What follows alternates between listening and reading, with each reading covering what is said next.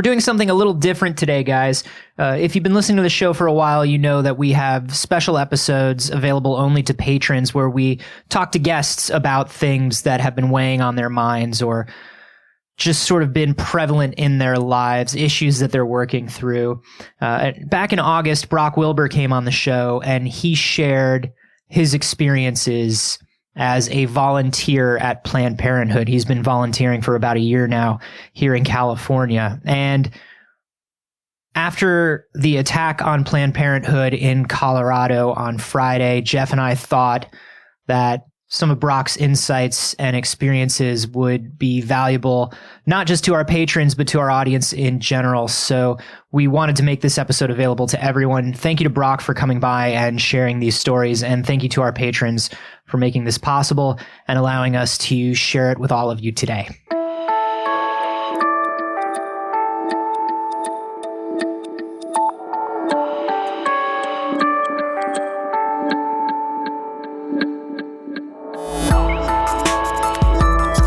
I get the wall. Yeah. But that's because for a year you got the couch.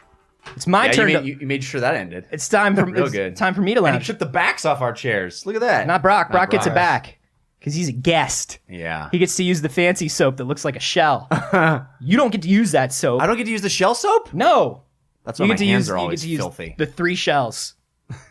Like in Demolition Man. How do I use them? I don't understand how. We have concerns. This is a special episode just for you patrons. Hello, Anthony Carboni. Hi, Jeff Canada. And hello, Brock Wilbur, our special guest for this very special episode. Woo, I'm a one-man audience. Hello to me. Woo. Yeah. I do kind of always have Anthony applauding by himself in my head. That's... Yeah, I like to be a Jiminy Cricket for people. Little Jiminy Carboni. It's okay. Do great. You'll be fine. This is special just for you patrons listening, and Brock came by. We did a regular episode. Hopefully you listened to that already. But this is for your concerns. You are in the anxiety chamber right now. What's concerning you? It is what I expected it to look like. It's a little too pleasant, right? I wouldn't say that. Disarmingly pleasant. Yeah. I share it with my wife, who has no concerns about anything. It's half an anxiety chamber. Yeah, it's just anxiety like creeping in from the side. Imagine like The Odd Couple drawing the line down the middle of the room, and there's just like, now it's garbage. yeah, it's just darkness on this side, and then fancy postcards from friends, and occasionally succulents on desks on the other side. Lovely. It's lovely. It's they're nice. They're a very hardy plant. They are. Yeah. They are. So, Brock, what worries you? Are a dude who seems. I'm not gonna say you're a very neurotic guy, but you know. Well, your album is called Nightmare Fuel, so I don't know. I mean, I'm just inferring from that. You can get dark sometimes, though. I think. You have anxiety context clues in everything that you make, say, and do. Yeah. Let's see. I think my concern as of late, and probably the thing I've been thinking about the most, is abortion. Wow. Because about 6 months ago, I realized I don't do anything good, or in so much like I don't volunteer my time anywhere or something. And that used to be a big part of who I was. And then there were a couple years there where I was just like, I'm just so busy all of the time that I just don't have time to do stuff. And that's a lie. No one's too busy to give back something. Doesn't mean you should have been aborted. You jumped to the end of this story. Do you leave instructive and or insightful internet comments anywhere? Because that counts, I think, as community service. I don't think I look at the comment section anymore. Like good tweets. Like if you tweet good. I do some good ass tweets. Yeah, you're right. Like if somebody fave stars your shit, like you probably don't have to clean up your community. I don't ask people to donate money to my podcast, so that's. I do, but that's why I always tweet good ass tweets. You gotta make up for it. I gotta make up for it. That's my carbon offset. So wait, where did you grow up? Kansas. Grew up in Kansas, and you said that service and volunteering used to be part of your lifestyle? Yeah, I mean, grow up in a church and you start with that kind of stuff. And then, in college, you find those things elsewhere. But I wasn't doing anything that I was like, I'm really proud to be doing that thing. And a friend of mine who's a comic had spent the last couple of years as a volunteer at a women's clinic outside town on the weekends, and would just go out there and would tell me that it was very rewarding and that I should give it a try. And so I signed up to start doing this. And it's this heartbreakingly weird, horrifying situation, which is that you go to these women's clinics where women are mostly just trying to get medical stuff taken care of, sometimes just medicine, like sometimes abortions are performed there and sometimes they're not, but you wind up with just these walls of protesters. Oh my God. Yeah. And so mostly what you do as a volunteer, as an escort, is that you just sort of make sure that women can get safely from their cars to inside the facility and back out again. Yeah. I was going to say, you're a big guy. Yeah, it does help and that you're a giant person. And the second you're like, I'm going to volunteer at the clinic, they're like, oh, we know what we need you to do. Yeah, that's, and that's one of the things about it, is that it's mostly women that volunteer, and mostly like very small people and the occasional like dude, and so it's you've got mostly mythical creatures, elves, gnomes, Yeah. dryads, sprites, just small, tiny Will-o-wisps. little. Yeah. So the thing that blows me away about this, and first of all, amazing and awesome. Yeah. But the thing that blows me away about this is, you see on the news protesters, you see, these big events. This is a daily problem. They basically, a lot of these clinics are open sort of one day a week, because that's most of the doctors come in from other like hospitals and stuff, and they volunteer their time to work there. So they're like, Sunday at this location is our day, and the protesters know that too. So the protesters rotate the days and locations that they are, so they can be everywhere. Wow. And there are a couple of locations around Los Angeles that, just based on the way that it's built, they're pretty safe and okay. Like there's a parking garage or there's something like that. But there is a location in Downey, California, which is about 30 minutes away from here, where it's surrounded on all sides by public sidewalks and public parking lots and stuff. And that means that people can legally stand in any of those spaces that aren't the private property. And so the building is surrounded a bit, and the parking lot right next to it where people have to park is, and I couldn't make this up if I tried, is also a Chick-fil-A parking lot. Oh my God. So if there's just one more reason I had to... The protesters don't go there on Sundays because they got nothing to eat. Right. Yeah. They do They go there. starve out. They do go there because none of them remember that it's closed on Sundays, so you always see somebody walk up to the door and like try to pull it. Oh, and, so like, they're extra mad. Yeah, they're extra mad. Can't get the Chick-fil-A. This is crazy to me, but because like you say, a lot of these clinics, I mean, yes, there are abortions happening there, but that's not the majority of what's going on there. Right. Like my wife and I, when we were dating, we went to a Planned Parenthood for her to get her IUD, because if you go to a Planned Parenthood, it's just as good and clean and safe as going to get it at your standard physician, but it doesn't cost you $3,500. It costs you like $600. And so it's doable. And they make all these things possible. But no matter when you go, we went to the little one in the Mission in San Francisco, and there's never like a huge group because San Francisco thankfully doesn't have a lot of that. But Right. there's the same guy out every day with this just hate desk. He's got little hate dioramas. He's just got like his little hate signs that he's made, like in little hate print shop pro or whatever the fuck people use now. And he's just like sitting Probably out there an every app day, for just that. like, hey, how are you? You're fucking terrible. That's That's one of the ones that always catches me, is that they have these like signs that are 7 feet tall that are just big pictures of aborted fetuses and babies all cut up and stuff, and just weird, bloody, grotesque stuff. And you're like, what print shop Yeah. handled that? And at Poor what point? Kinko's employee was Yeah. like, oh, okay, I'll just make that be done by 4. This isn't up to the quality standard of what I want. Well, we're not going to do it a second time, sir. I'm so sorry. It actually made us all cry and rethink our lives that we capitulated to do it the first time. Also, it's not 300 DPI. You should not be going to this size. Okay? Yeah. Your color, your ICC profile doesn't match. You're not thinking this through. Okay? Yeah, you tell him, Kinko's guy. Yeah, thank you. I'm protesting however I can. I'm doing good. I'm going to tweet that I'm doing good. You know what makes me so... This is the most Anthony character I've ever seen. What makes me so angry is how delicious Chick-fil-A is. Out of everything in this situation. I can't get that out of my head, guys. I hate how good those damn sandwiches are. Yeah. I don't want to support that place. No. But they're so good. There's also like a burger place in that little area there too that's right next door, and they are actually open on Sundays. And the people that have to drive past the cut up children pictures and stuff, you just see their manager just stand there every Sunday going, I can't believe the location that I selected for I still this. can't get a transfer. I've applied 16 times. I want to work at the other Chuck E. Cheese. Can I just please transfer me to the other Downey Chuck E. Cheese? So one of the things that you run into out there is not fun. is that a lot of these people show up in groups and they don't all come from the same place or the same ideology.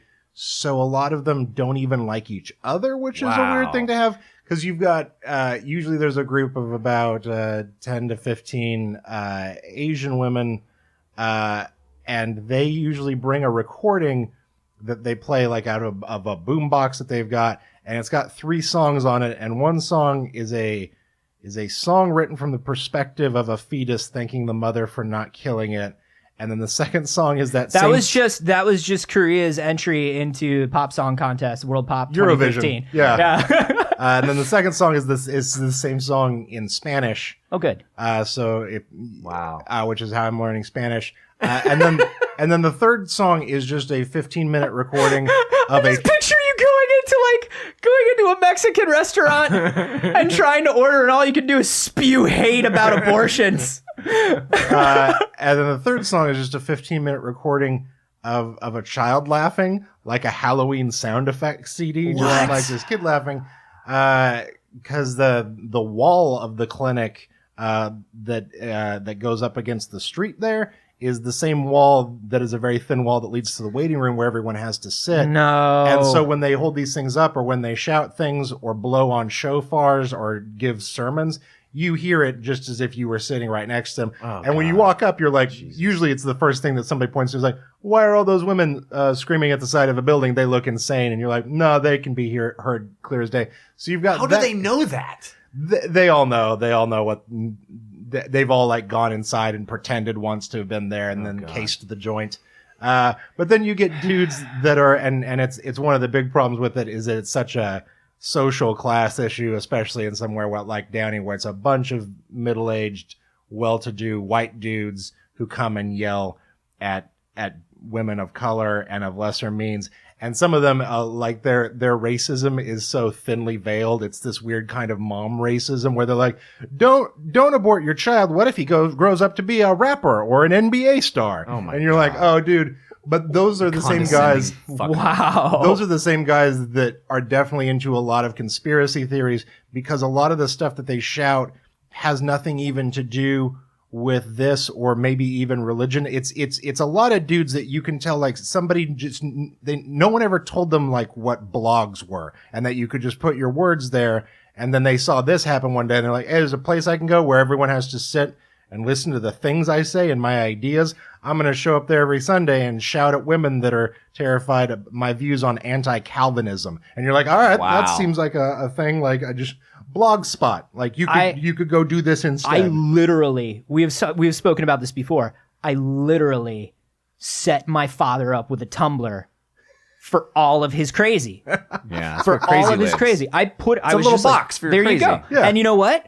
So much more pleasant now because his crazy doesn't leak out. Because I think on a certain level. Did you read my link that I sent? Absolutely not, Dad. Absolutely not. And I never will. What's weird is like he posts like a lot of terrible things. He's not anti-abortion. He's not racist. He's just one of those like, or at least he doesn't know he's racist if he is. I don't think he is, but he's got a lot of those like super like crazy Tea Party right-winger problems with the world. Sure. And, you know, I would like to think that it's not connected to race because he's never said anything about it, but, you know, he does want to know where the birth certificate is. So, what's weird is interspersed throughout those posts will be like a post of, here's a video my son made. I'm so proud of him. And like under any other circumstance, I'd be like, oh, that's really nice of my dad to use the tools that I use to say that he, but I like refuse to let him tag me. I won't reblog it. I never like it because I don't want anybody to see. Yeah. Nobody can see my dad's right-wing Tumblr. But I feel like a lot of these dudes, if they just had an outlet for their crazy. Can that be our new project? My dad's right-wing Tumblr? That's Or we just screen cap dad Tumblrs? oh god, Dad let's blogs? all give our dads a Tumblr and just not tell All them. the same Tumblr. and just not Who's been posting on my Tumblr? because I was going to post that. I It's was gonna post actually that it's a same really thing. insightful post. If you would just let me know who else is on this Tumblr. And then our dads become better friends than we are. And they start a podcast, and it. Better friends, worse people. Yeah. I guess the only silver lining about this, if there is a tiny one, is that the other people are as annoyed. Like there's people suffering there. I like that they don't get along. I like that they're. they're like the expendables of hatred. Yeah. You know, like they're a ragtag team that's assembled and they don't I don't like want each to hear other. this guy talk about Calvinism. Can we please stay on topic? Can we please stay on topic? I brought a tape of a fetus laughing. Can we all please focus on that? Funded by the Joker, obviously. Well, one of the dudes that shows up, we call Dr. Spachemin. And he likes to, we have a non-engagement policy, which is the hardest thing about this, is that I can't say or do anything, but if somebody makes a move, you know, I Your put instinct- my body in between them. Yeah. Your instinct as a comic has to be to shut them down. Oh yeah.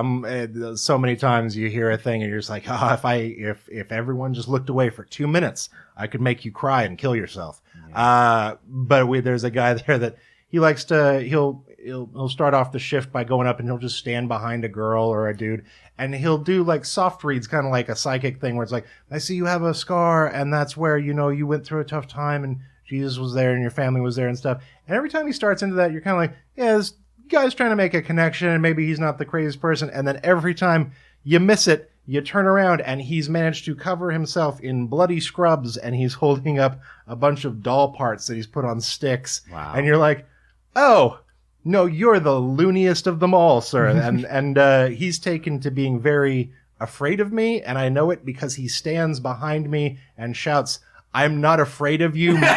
I'm not afraid of you, monster.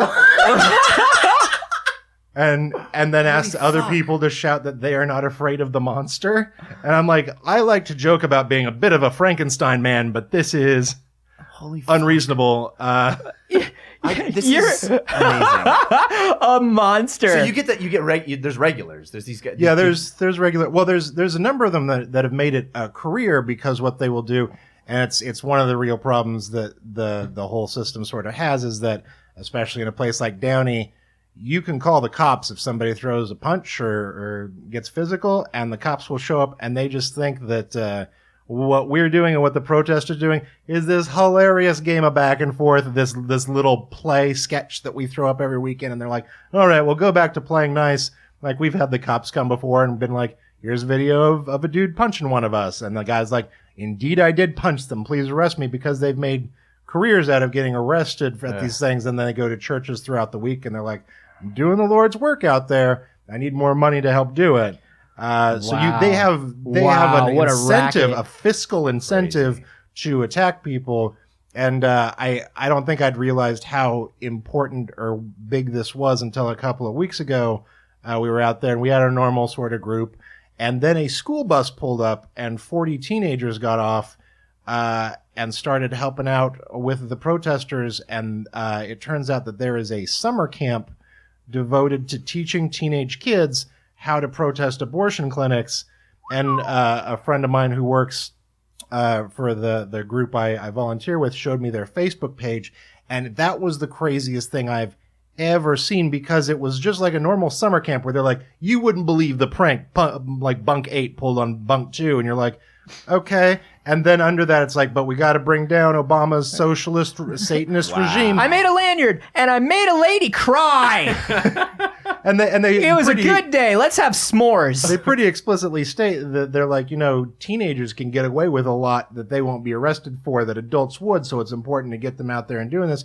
So all of a sudden you just have 40 kids that have songs and sketches and all this enthusiasm and energy. And they, one of them looked one of our girls right in the face and said, I'm going home to get a gun and I'm going to come back and shoot you. And the rest of them like applauded and like, yay, Billy's the best. And they that sort of enthusiasm encourages some of the more dangerous people to be like, I'm going to show them what I'm made of. And, when this person turns around, I'm going to hit him in the back of the head. And so he was like, oh, this is really dangerous and spooky. But the thing of all these things that they kind of do and try, because they try everything, the thing that gets under my skin is always when kids are involved, because I'll see somebody bring out their 9-year-old and teach the 9-year-old to yell at us. And I'm like, that kid is going to grow up and one day resent you for every second of this. Or is going to grow up to be that person. Or will grow up and be that person. So to watch all those teenagers get off the bus and be like, man, so many of you are going to go to college in just a couple of years, and I hope that enough of you go somewhere else that you're like, oh wait, what was I doing there? That was the worst thing. Dude, Brock, this is horrifying and deeply disturbing to me on every level.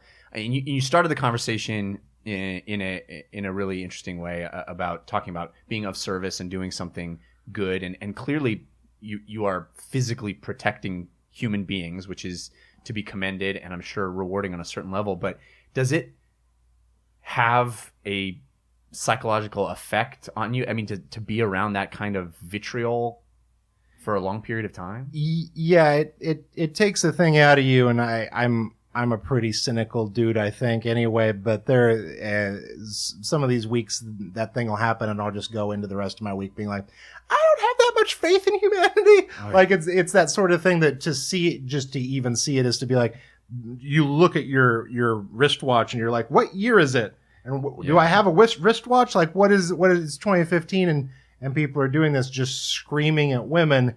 And I think I got into this in a big part last year because there was a lot of screaming at women online. And I was like, well, there's nothing I can do to stop that. But there is screaming at women in the real world that still somehow manages to manifest itself on a weekly basis. And there is a little bit that you can do to help there. So that's kind of something that I wanted to get at is you kind of started off with this general goal of, I know I should be doing something that, I know I should be doing more good. I know I should be doing something that's a little more fulfilling for me on that sort of level than anything I'm doing on a day-to-day basis. Mm. Was this a particularly strong issue for you before you started? And how, and if not, like, how has it grown in, like, did you feel it change into a more important issue for you or a more kind of deep issue for you? The thing about it is that while I certainly feel strongly about it, it's never been a thing that was, I mean, I've also visited Planned Parenthoods, and once you've gone to your Planned Parenthood for the first time, you're like, oh, this is the most important thing in the world. And this is like, I see what this does.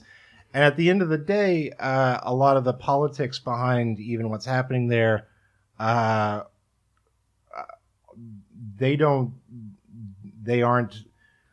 not that they're not important to me, but they're not nearly as important to me as just the simple idea that people should be okay being treated as people and shouldn't have to feel afraid in America in 2015. And the fact that there are places where people are going to just try and get health care and people scream at them that they're going to hell and chase them to their cars and throw things at them it leaves the politics behind. And I've even talked to people that feel strongly about the other side. I'm like, yeah, but don't you feel like people should just be okay to feel safe? Like if you want to have that political discussion, that can happen elsewhere.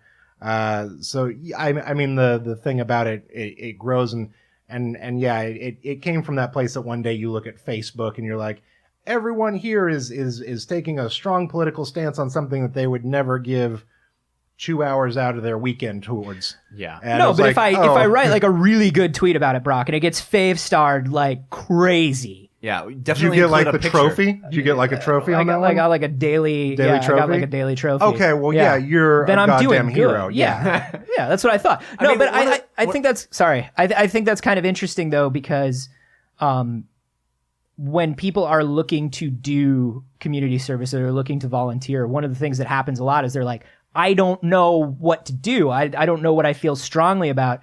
And when I was volunteering, I just picked a place that was close to my house.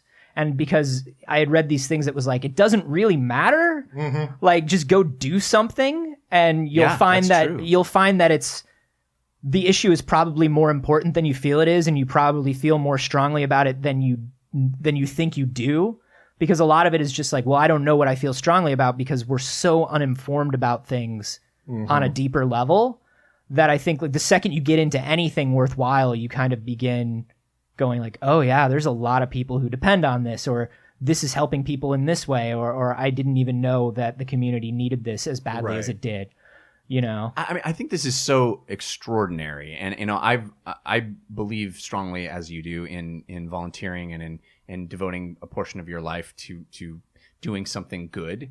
And the times that I have done so and continue to do so, I I often pick things that end up making me feel awesome. Like helping people, you know, I've worked with kids. I've done stuff where, you know, you end up walking out and going, oh my God, the smiles on those faces when I left, and you don't get that. Like that. It's so profound to me that you are doing something good and I think absolutely necessary and selfless, but you're also not getting, maybe my question is, am I not understanding? Do you still get that kernel of feeling good when you walk away, or are you depressed every time?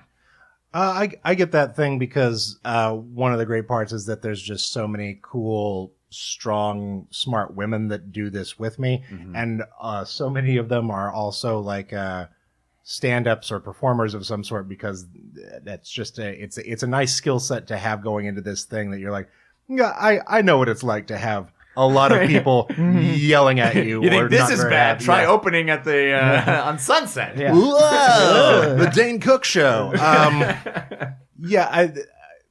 That part, like working with the people, is extremely pleasant. But there are moments that, and they are fleeting and small. But every one of them has meant a great deal to me. Where somebody will like give you a look or a nod or a wave or like mouth a thank you as they're driving out. Okay. And you're like, oh, you get to you see the faces of everyone you're helping. And a lot of times you're even helping them get into a car, and you're watching them drive away. And there's you don't get the happy smiling faces thing, but there is that feeling that you know what you did that day, and that they definitely appreciated it or knew what it was, and you can't expect anyone to be in the sort of space where they could properly thank you or do something. It's just one of those things, and it's like Anthony was saying, just getting out there to do something. It might not matter what you're doing, but there are some things in our culture right now where you can just see something like this and like, wow, that is bad. That is a bad thing that is happening, and it's shocking that it should be there. And sometimes the protesters will shout things like, why do you come out and do this with your weekend? Like, why do you waste your time on this? And it's like, I don't want to be. The last thing I want to do is to be here ever. I am here because you are here. Like, it's this back and forth. Yeah. You are your own causality. And I guess maybe that's a good way for people who are looking for something, is to be like, well, what's the first thing that you kind of see when you're looking at Facebook or at Twitter, where you go, oh, that's bad. Yeah. Where you like, it maybe isn't like this deep, visceral, emotional reaction all the time, but like if you see something and you know that every time it pops up, you're like, that's bad. I wonder if there's a thing about that I can do. How did you find out about that? Did you just sort of Google? Well, my buddy who's a stand-up comedian had been doing it for a couple of years, and very small dude, and I was always just like, is that weird? He's like, it would be nice to have you there. It would be nice. I was like, oh, okay. What happens is me and two other smaller comics get on each other's shoulders and wear a giant trench coat. That's probably why that guy thinks you're a monster. I don't think Jesus ever really said that. But if people wanted to get involved in sort of the way that you're involved, is there a place where they can go to check things out? Most cities have a group that sort of organizes this. LA for Choice is the group that I work for, and they you can just send them an email at la4choice@gmail.com and be like, hey, what's up? And they'll let you know all the places that we go, the times that we go there. Everything is done in a very manageable way because they know what it takes out of people to do this. So shifts are very short at these places. No one ever stays longer than they feel comfortable. You can't get that's it. overbooked. I'm done. Yeah. I feel shitty. Jeff just drives by. He's like, "Y'all okay?" Like it's just a rolling stop. Oh God, I saw the signs. Oh, these guys are terrible. Where'd you get? Is that 300 DPI? That looks good. How'd you get that? I mean, it's terrible. You're a horrible monster of a person. Print quality's pretty good. And the Jeff roll by is one of the things that freaks us out the most. Is a lot of times people would drive by and honk, and we're like, "Who are you showing support for?" Yeah, please That be more honk- specific. Yeah. I like to think that even for some of the protesters, they're like, "Oh, maybe catcalling doesn't work." Like this is where they figured that out too.